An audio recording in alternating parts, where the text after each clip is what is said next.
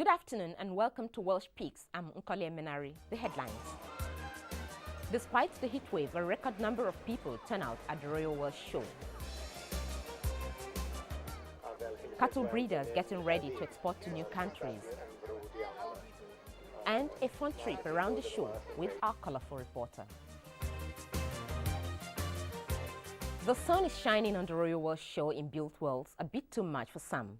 The opening day saw 170 people being treated for heat-related problems, but for many, the show was all about having a good time.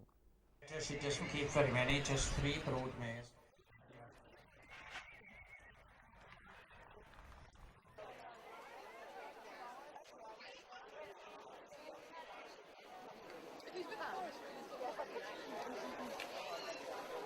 We can't provide them with bottled water or whatever, but we have mains water, and we try and persuade as many people as possible to drink as much water as possible.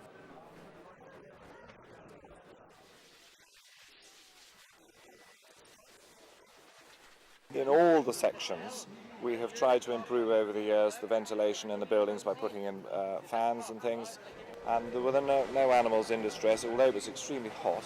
It was cooler in the buildings than it was outside, and there was a bit of a breeze going through, and the animals were not in distress.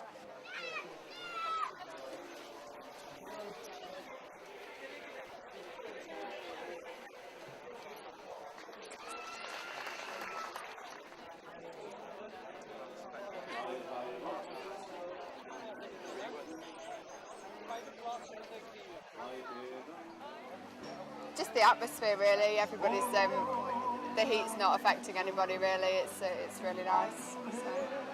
Do you have suntan oil on? I do, yes.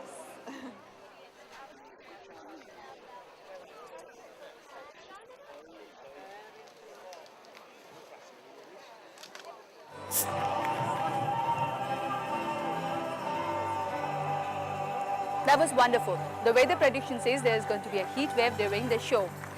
Ice cream, water and cold drinks are selling like hotcake. But believe me, despite the weather prediction, despite the heat and the sun, people are enjoying themselves thoroughly out here in the middle of the Royal Welsh Show. From the Royal Welsh Show, this is Bipasha Mukherjee for Welsh Peaks. For updates on the show, let's go over to Fazana at the newsroom. Fazana, why do you think the Royal Welsh Show had such a huge crowd this year, despite the heat wave?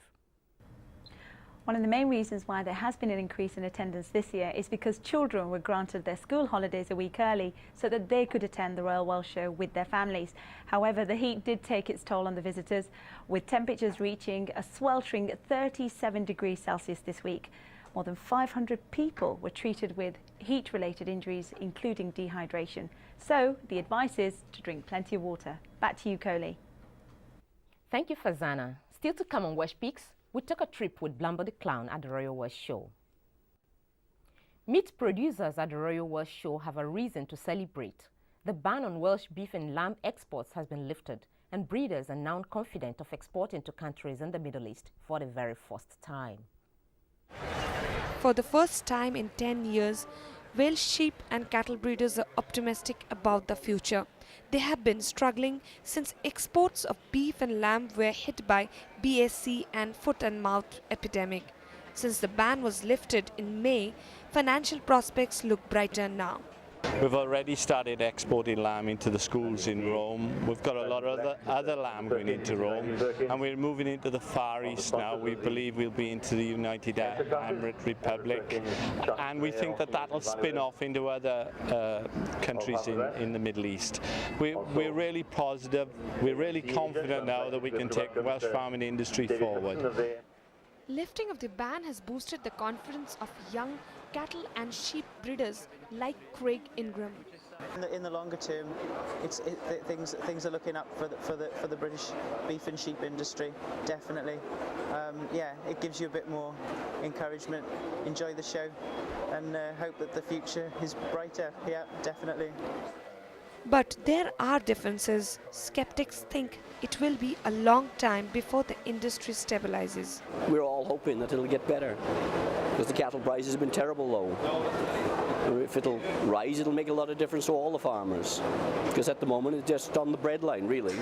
Might not look like it, but we are. farmers believe the Royal Wales Show is the right place to showcase their cattle and sheep. And they look forward to a time when the Welsh red meat will once again be back on the dinner plates across the world. Udita Datta Chaudhary for Welsh Speaks. Well, that's good news for meat producers in Wales, but the news for the milk producers is less heartening. Low price of milk threatens to cripple Wales' dairy farming industry. Rising costs of production are not helping either.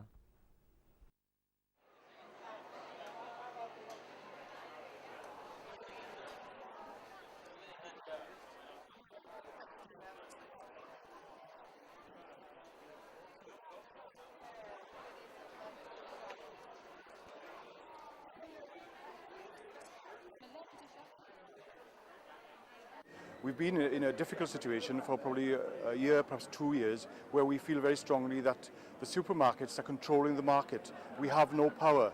We've got no problem with the supermarkets having power, but the misuse of that power is totally unacceptable. The farmers' costs, on the other hand, have been steadily rising. The recent hike in fuel prices has added to their woes, and many farmers are unable to afford feed for their cattle. The situation is becoming a desperate one. We will see the dairy industry virtually evaporating before our eyes, and if we lose critical mass in Wales, then we will have probably lost the dairy industry.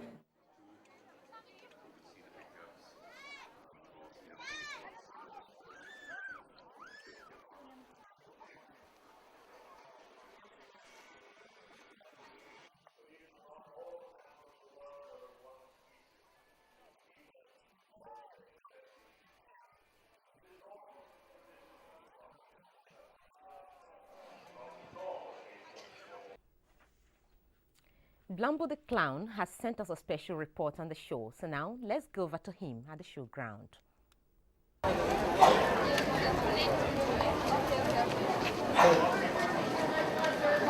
Hello everybody, welcome to the Royal Welsh Show in Wales. Now then, if you follow me, Blambo the Clown, I'll take you and show you the very, very best things in the show, okay? Now then, you will enjoy this.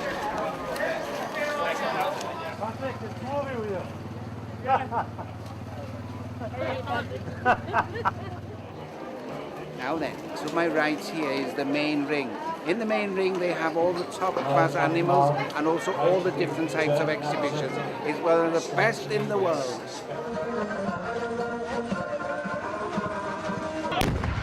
Are we ready?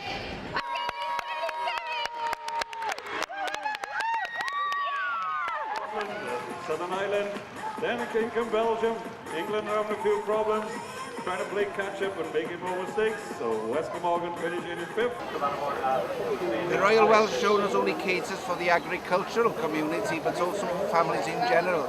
Mothers and fathers and children travel from hundreds of miles to have the very best of entertainment. Yes, the very, very best, including music.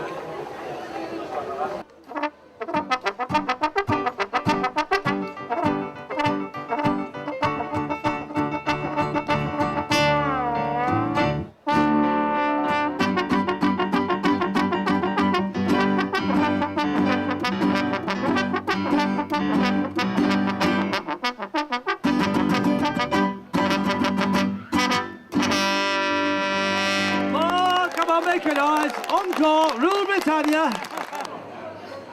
Although the showground offers umpteen and dozens of various events, the main magnet that draws me to the showground is food.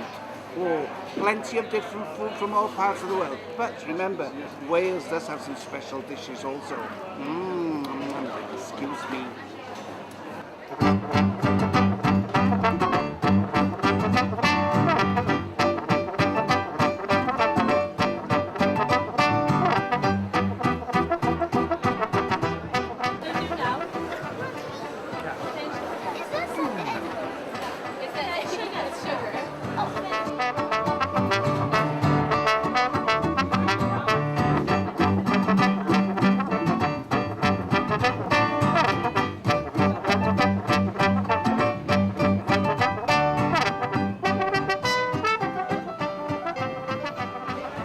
People said that Wales has no climate, it's just weather. But I tell you, the last 4 days has been absolutely fantastic. Sunshine day in, day out. People cooling down in various ways. Well, I know one thing for certain. I'll be back next year. Will you? Bye-bye. I'm off now. Wales does not mean farmers alone. It has a thriving community of craftsmen. No wonder at the Royal Welsh Show, the colourful stall of all was the Crafts Pavilion, and I made some good friends out there. Mr. Ralph Curtis earns about £15,000 a year from woodcraft business, but it's not money. The pleasure of creativity keeps him going. His friend in this business is his machine. It's not a great deal of money in it, but there's a lot of happiness in it, because it's difficult for them to understand how you make a bowl, how you make a candlestick, how you make things. So seeing it on the lathe here and developing in front of their eyes, when it's turning, the wood's turning and we're chiseling away, they understand what that is in there. A brilliant piece of art might not fetch a lot, but for people like Kevin Garrod, it is a hobby. Ideas translated through hard toil on wood keeps his brain fresh. So many different new ideas that keep coming about. You know, you do one thing one day and you think of a different idea, and things evolve. You know, month by month. You know, you come up with different ideas to make different things. It's great. You know, keeps you alive, keeps everything fresh. A block of wood turned into a piece of beauty to speak for itself is what these men thrive on. And as we say goodbye, we'll leave you with some moments from the Royal Welsh Show. Enjoy it.